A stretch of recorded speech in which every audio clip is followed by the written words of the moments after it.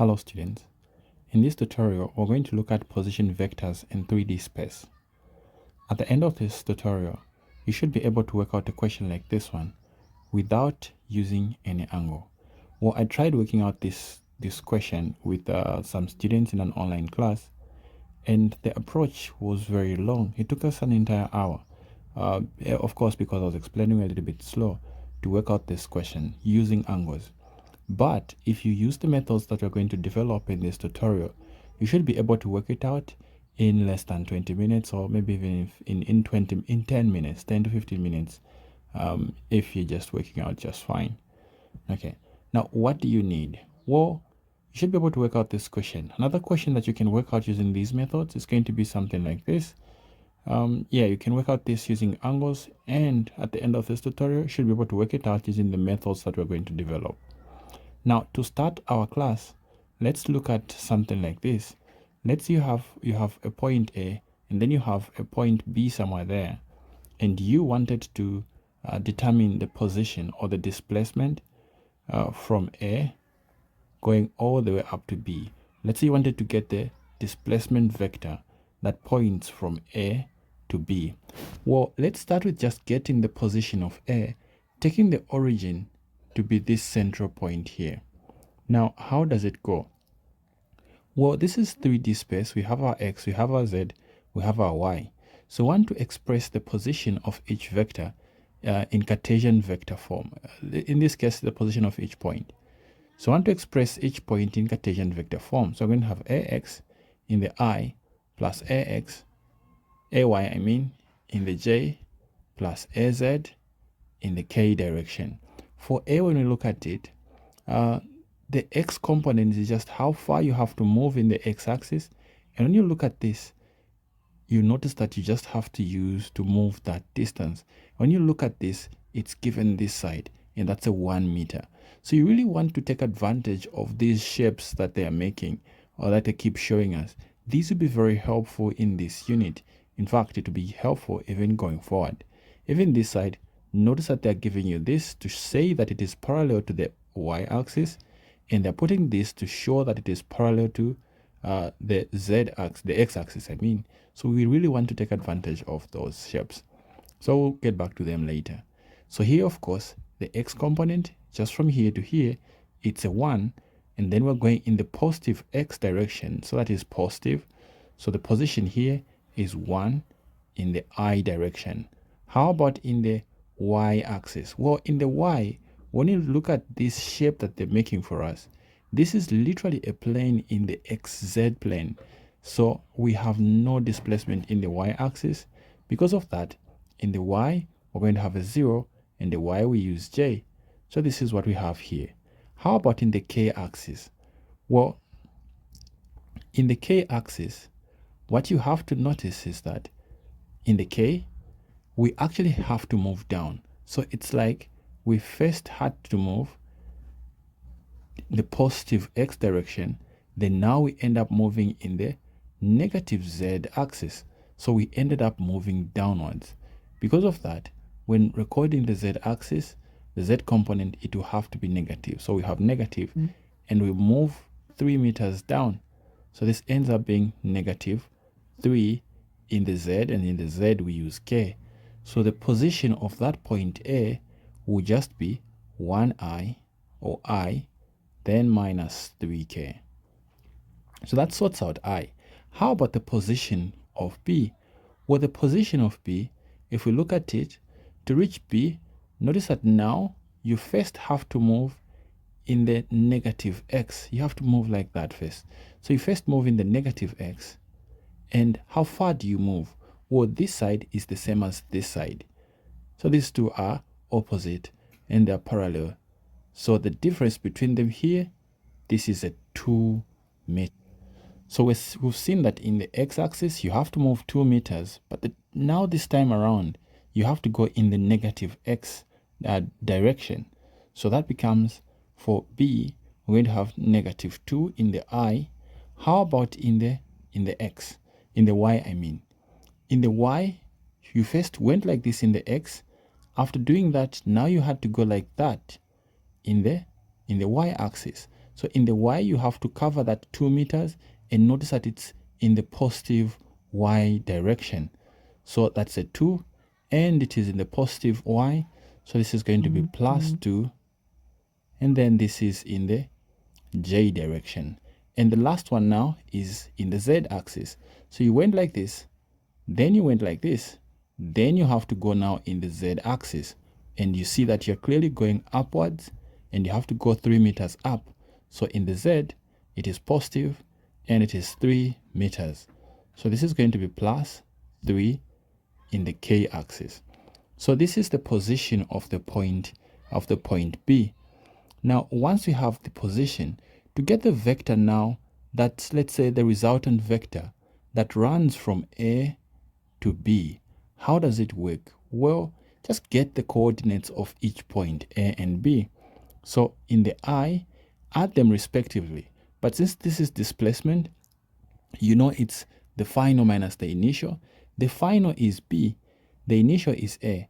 So the final coordinate of B is minus 2. Well, for x, the initial, for A, I mean, the initial coordinate for in the x was a 1, positive 1. So it would be minus 1. This is in the I. And the next plus, how about in the j direction?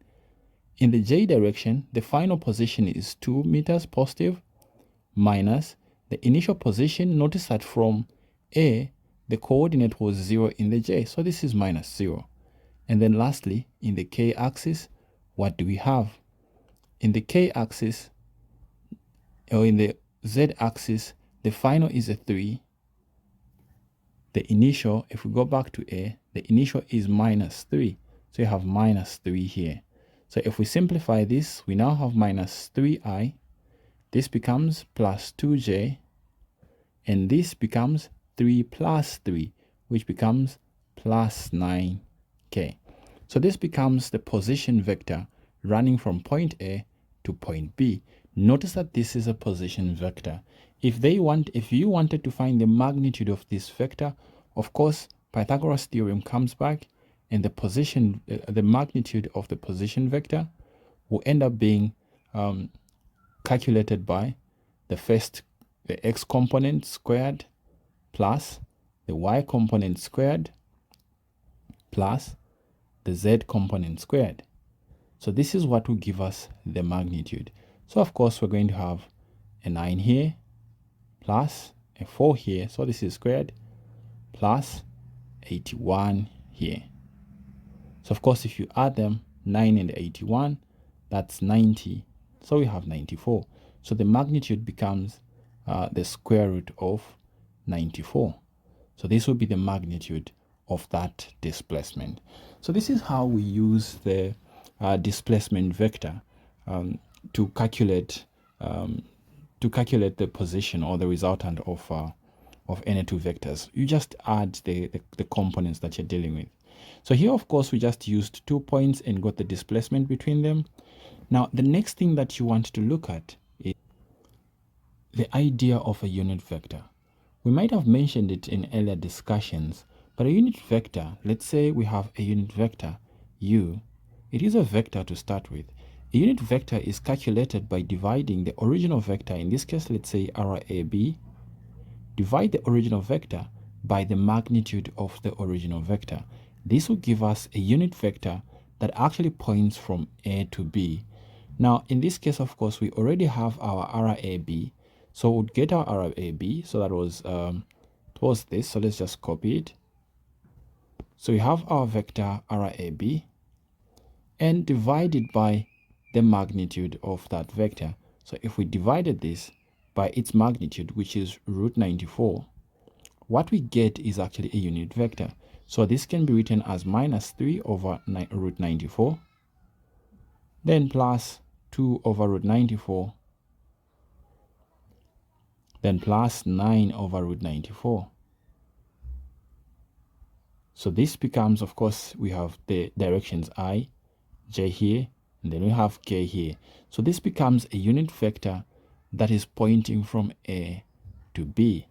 Now, how does this help us in terms of working out forces or getting the resultant whenever we have two forces? Well, here's what you have to look at. See, any force F, it's a vector quantity. A force is a vector quantity. And a vector quantity has two things. One, a magnitude, and a direction. So a magnitude becomes just a value of the force. Let's write it as just F. The direction now can be anything pointing in the same direction as our force. So let's say we knew a unit vector that is pointing in the same direction as our force F. So if we multiply the number of the force, how large the force is, by some unit vector pointing in the same direction as that force, then this product will actually give us the vector force pointing in that direction. Now, the type of multiplication that happens here, since in later discussions we'll look at different types of multiplications, well, this one is what we call a dot product. So the kind of multiplication that will take place here is going to be a dot product. We're going to get the force, literally just multiply it with a u. But for the most part, it won't even matter to say this is a dot product because this is just a constant number, just a magnitude. So we'll be multiplying this by a vector. So the response or the answer will end up being a vector F. Now, let's try to demonstrate this so that you guys can understand very well how this works. Let's look at this example.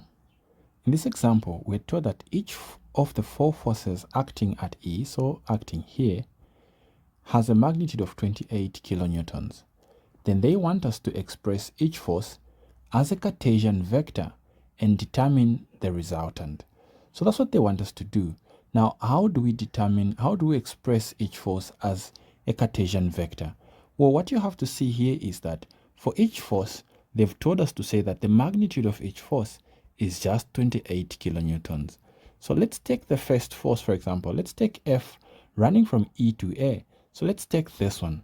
So if we are to take this force, so in this case, we're saying the force running from E to A is or has magnitude of 28 kilonewtons. But this is just a magnitude.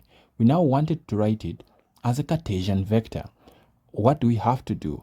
Well, we need to say for this force from E to A as a vector, we are going to multiply the magnitude of that force from E to A.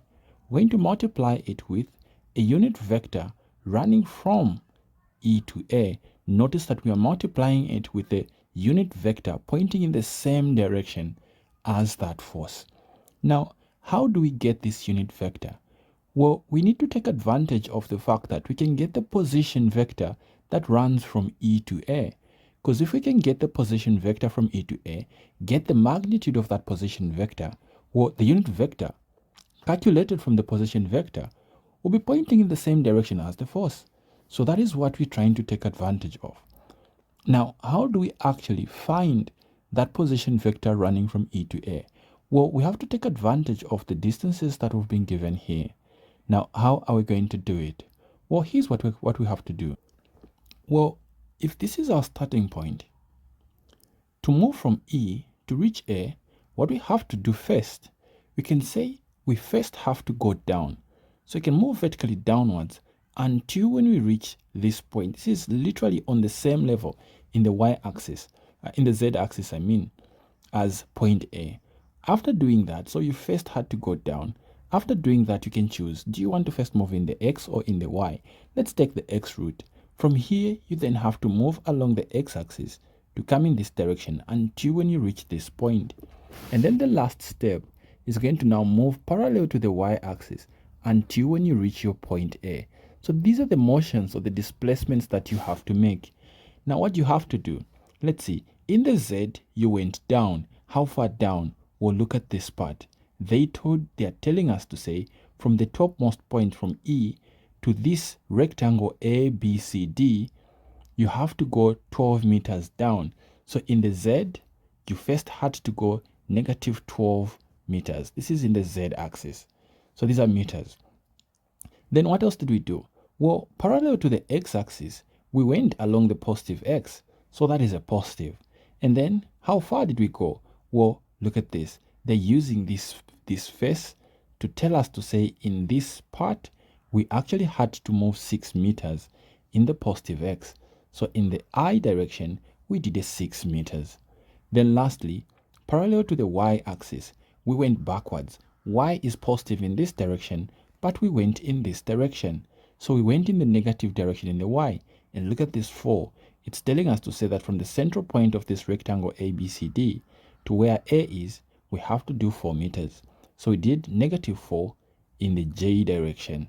So put together now, the displacement that we have to make to run from E to A, that displacement vector, so the position vector from E going to A, how does it look like? Well, we first had to go in the, we can write them now, I, J, and K.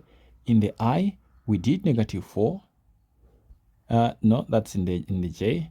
In the I, we did +6. So I, we did +6. Then J, we did -4. And lastly, K, we did, that's another negative, and that's a -12. So this is the position vector pointing from E to A. But we need the unit vector, not just the position vector. So let's get the unit vector from that position vector. So we first need the magnitude of the position vector. So the magnitude will just be 6, the x squared, plus the y squared, plus the z squared. So if we do this,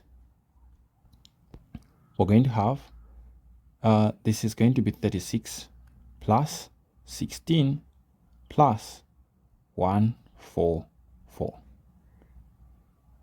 We do the math here and we see that we get 14. So we get 14 meters. So this is the magnitude running from E to A.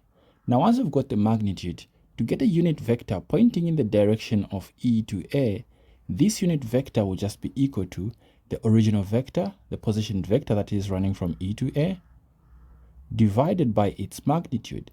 So divided by the magnitude there from E to A. In this case, the original vector, it was 6i minus 4j, then minus 12k. Then this is divided by the magnitude, which is a 14. So what we're seeing is the unit vector from E to A becomes 6 over 14i minus 4j over 14 minus 12k over 14. So of course, this can be simplified. We can use 2 and into 6 and into 14. We have 3 over 7i minus, we can use 2 here again. So this is 2 over 7 again, j. And here we can also use 2 minus 6 over 7k. So we now have the unit vector running from E to A. With the unit vector known, to get the force vector running from E to A, all we need is the magnitude of the force from E to A multiplying the unit vector pointing in the same direction as the force, which is from E to A. So if we do this, the magnitude of the force is 28 kilonewtons. We are multiplying this by the unit vector, which is 3 over 7 I minus 2 over 7 j, then minus 6 over 7 k. So this can simplify. 7 can go into 28. So 7 into 28, it goes 4 times. So we have 4 multiplying 3i minus 2j minus 6k. So of course the 4 can come in. 4 by 6 by 3 is 12. So you have 12i. 4 by 2 is 8. So you have minus 8j. Then minus 4 by 6, that is 24. So you have 24k. So this becomes the force running from E to A in Cartesian vector form. If we need to put units, of course, we were using the 28 kilonewtons. So this is going to be in kilonewtons. With this determined now, let's try to do the same thing for all the other forces. So I'll do one more. Then for the others, I'll ask you to see if you have picked up the trick, and ask you to see if you can get them. I'll just show you what they will be. So let me do one more. Let's do from E to B. From E to B, we have to first go down again. In the z, we're still doing the minus 12. In the x, we're still doing the plus 6. But notice that to reach b now, in the y, we now have to do positive 4. So in the y, we're now doing positive 4. To get to a, we did negative 4. But to get to b, we now need to do positive 4. So the position vector now from E to B, notice that the position vector, it's in the I, we are doing positive 6i. In the x, we're doing positive 4. In the y, I mean, in the x is positive 6. In the y is positive 4. And in the z, we're doing minus 12 still. So this is the position vector from E to B. So if we're to get that, so we have the position vector from E to B. We can get the magnitude of the position vector, RE to B. Just like before, it's going to be the square root of 6 squared plus 4 squared plus minus 12 squared. And just like before, we expect this to give us a 14. So because this is practically the same thing, this is going to give us a 14 as well. So we have a 14. So with the position vector figured out, the next thing is, and the magnitude also figured out, we can get the unit vector. The unit vector running from E to B would just be the vector itself, 6i plus 4j minus 12k divided by 14. So we can simplify this expression. This is 6 over 14i plus 4 over 14j, then minus 12 over 14k. So you can simplify each fraction. 2 can go into both again, so you have 3 over 7 plus, then the next part, this is again 2 over 7j, this is I, then minus, again 2 can go into both, so 2 into that, that's a 6, 2 into this, that's a 7 again, and then this is in the k direction. So this is a unit vector running from E to B. So with the unit vector now known, we can easily calculate the force vector running from E to B. This will just be equal to the magnitude of the force from E to B multiplying the unit vector running from E to B. Well, the force is the same for all the 4 forces. It's still 28 kilonewtons. So it's 28 multiplying the unit vector, that is 3 over 7i plus 2 over 7j minus 6 over 7k. So from here, when we multiply this, again 7 can still go into 28. So this will still be 4, 3i plus 2j minus 6k. So we simplify this, we get 12i plus 2j. This is going to be 8j. And then minus 24k. And if we need units, again, we're using the 28 in kilonewtons, so this will be kilonewtons. So you have to try to do the same thing now for the other 2 forces. That is going to be the force running from E to C and the force running from E to D. So let me just give you a quick demonstration on how you have to move. So to reach C, for example, you still have to go down through Z, and then, but to reach C now, in the X, we can say in the Y first, you have to go like this in the Y. So in the Y, you still do positive 4. Then in the X, you have to go like this. So in the X, you're doing the 6, but observe that it's going in the negative direction. So you have negative 12 in the Z, positive 4 in the Y, then negative 6 in the X. So this will help you reach point C. So I hope you can use that to get the position vector from E to C, then get the magnitude and use it to get the force vector in Cartesian vector form. So of course, if you do it right, let's see what you expect. The force running from E to C, what you expect to find in the end is going to be E to C.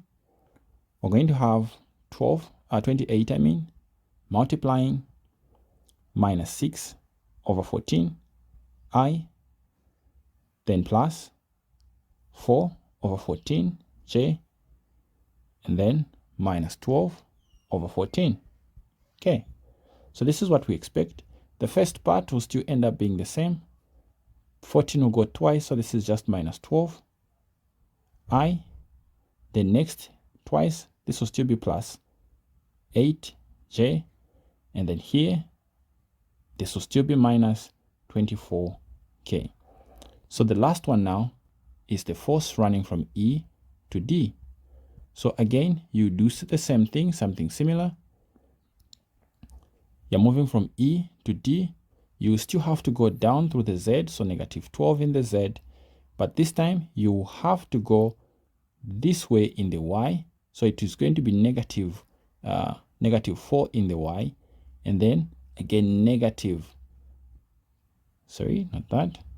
again you still have to do a negative in the X so that you can reach D. So you have a negative 4 in the Y, a negative 6 in the X, and a negative 12 in the Z.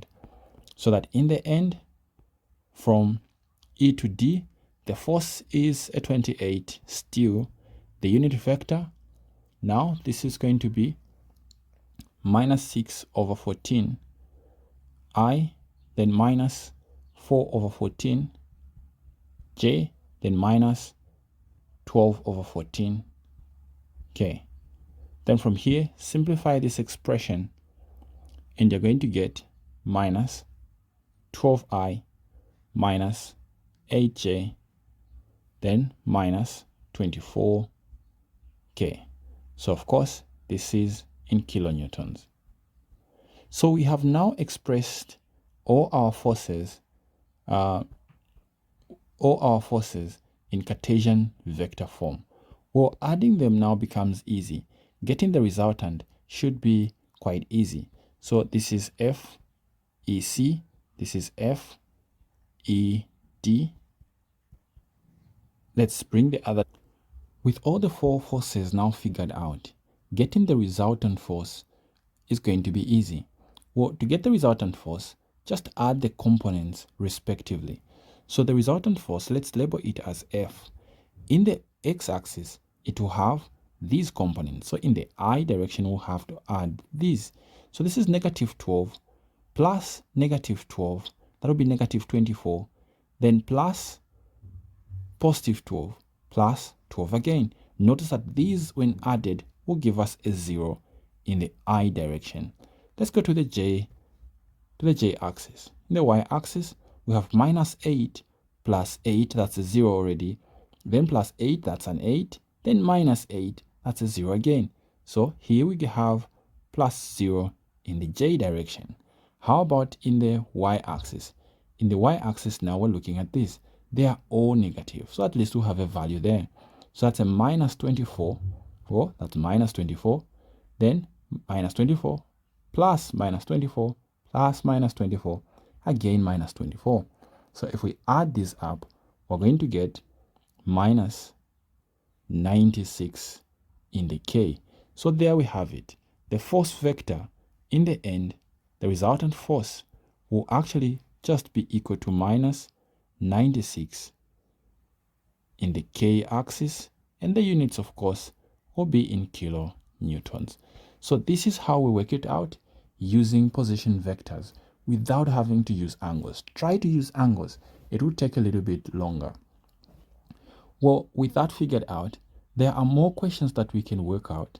We're going to have several more examples in later videos, but you guys can try to see if you can pull out a question like this one. It's what will work out in the next tutorial. You can try it out. Here they're saying, knowing that the tension is 425 pounds in cable AB and that in cable AC, determine the magnitude and direction of the resultant force exerted at A by the two cables. So they want us to find the magnitude and direction of the resultant. So of course here there's just that extra part for the direction. The direction, of course, it will be easy to get. You'll see that in the next tutorial. Alright guys, I hope you found this helpful. If you did, leave a like. Otherwise, we'll see you guys in the next tutorial.